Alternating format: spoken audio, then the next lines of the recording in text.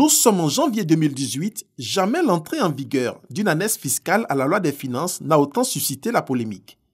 Elle reçoit une volée de bois vert de la part des opérateurs économiques qui dénoncent une forte pression fiscale.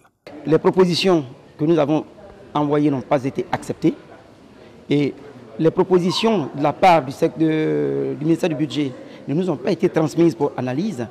La conséquence, c'est que nous arrivons à lever des boucliers. La polémique enfle, les critiques fusent, le gouvernement et le secteur privé finissent par s'accorder et des dispositions fiscales sont purement et simplement retirées.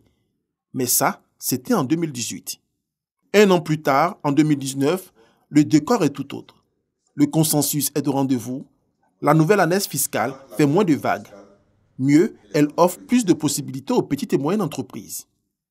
En effet, sur un total de 36 mesures, la nouvelle annexe fiscale prévoit 5 mesures au titre des dispositions fiscales de soutien aux entreprises, précisément aux PME. Ces dispositions, qui sont des mesures de faveur, s'inscrivent dans la politique de promotion des petites et moyennes entreprises initiée depuis peu par le gouvernement. Ces mesures vont de l'exonération de la patente à l'extension de la déductibilité de la TVA, en passant par l'exonération des droits d'enregistrement sur des actes relatifs au marché public passés avec l'État. Mais avant, c'est quoi l'annexe fiscale pour qu'elle suscite autant d'intérêt? L'annexe fiscale, c'est le document budgétaire qui contient les dispositions en matière de fiscalité intérieure. C'est le document qui va permettre à l'État de recouvrer les impôts et taxes au cours d'une année donnée. Pour l'exercice budgétaire 2019, le budget de l'État de Côte d'Ivoire s'équilibre en ressources et en charges à 7 334,3 milliards de francs CFA. Les objectifs de recettes fiscales à collecter pour la même année sont de 2 513,4 milliards de francs CFA. Dans une annexe fiscale, l'État ne fait pas que collecter. Il introduit également des mesures pour accompagner les entreprises. Celle de 2019 en est la preuve patente. L'innovation de l'année fiscale 2019, l'innovation majeure, c'est la politique de soutien aux petites et moyennes entreprises.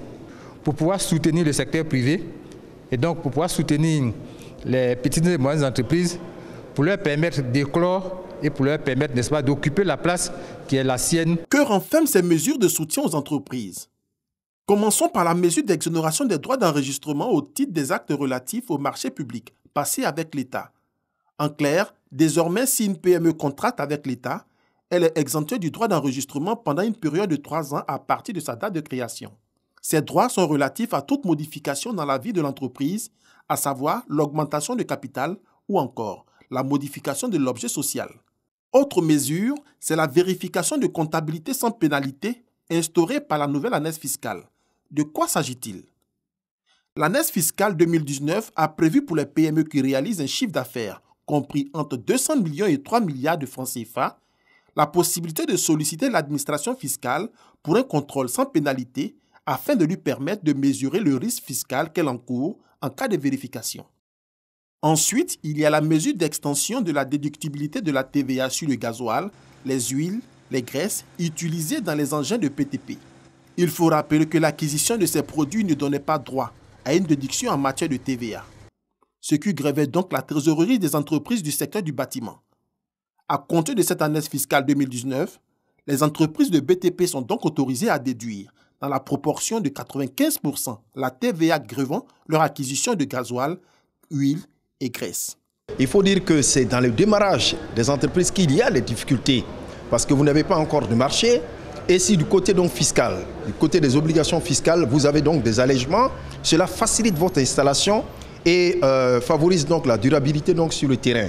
Les entreprises agricoles n'ont pas été oubliées. Face à la chute observée au niveau de certaines spéculations comme l'EVA, la banane et le palmier à huile, les taux de prélèvement initiaux ont été réduits de moitié, passant ainsi de 2,5 à 1,5% sur la période allant de 2019 à 2021.